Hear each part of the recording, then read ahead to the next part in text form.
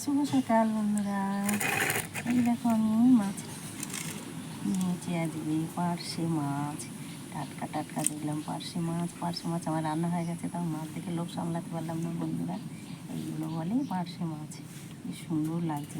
বেশি হয়নি। বরফের মাছ দেখো আমাদের এখানে অনেক নরম হয়ে যায়, অনেক গন্ধ বেরোয় বেশি, কিন্তু মাছগুলো একদম টাটকা টাটকা দেখো বন্ধুরা।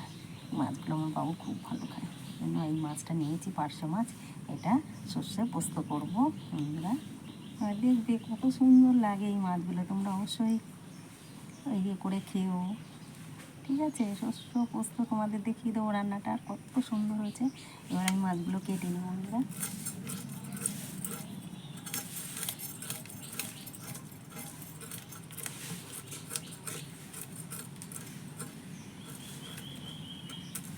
মাছগুলো কেটে তারপরে চান করবো বন্ধুরা। এখন আমার বাবাকে খেতেও দিইনি, বাবাকে জাগিয়ে মুঠো ধুয়ে ধূপকাঠি প্রদীপ সব জ্বেলে রাঁধতে গেছি। বাবুর বাবার আবার ডে ডিউটি চলছে বন্ধুরা, ওই জন্য সকাল সকালে আবার রান্না করতে হচ্ছে ভোরবেলা উঠে।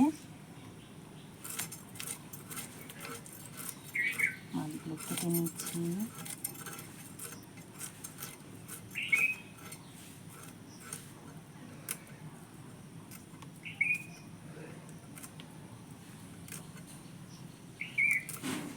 এর ছোটো ছোটো আঁশ, জানো তো বন্ধুরা, পার্শে মাছের ছোট্ট ছোট্ট আঁশ থাকে, এই বড্ড দেরি হয় কাটতে।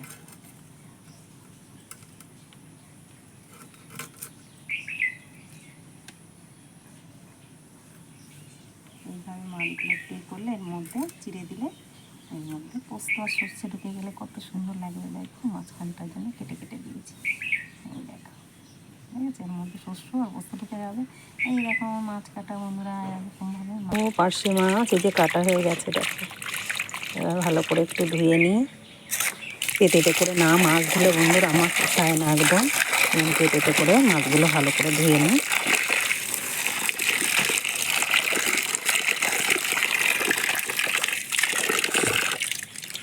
দেখো কত সুন্দর হয়ে গেছে মাছগুলো কাটা। দেখো তেল ছেড়ে গেছে, আমার হয়ে গেছে। গ্যাসটা অফ করে দিলাম। সুন্দর হয়ে গেছে পার্শে মাছের সর্ষে পোস্ত, কত সুন্দর হয়েছে পার্শে মাছ। কত সুন্দর তেল ছেড়ে গেছে মাছটা।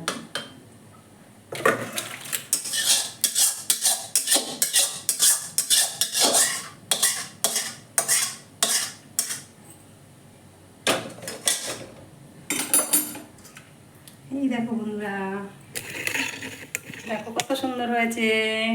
তোমরা এই রেসিপিটা করে এরকমভাবে শর্টে কাটে 15 মিনিটের রান্না তোমরা খেও বন্ধুরা। আর কেমন হয়েছে সেটা আমাকে কমেন্ট করে জানিও।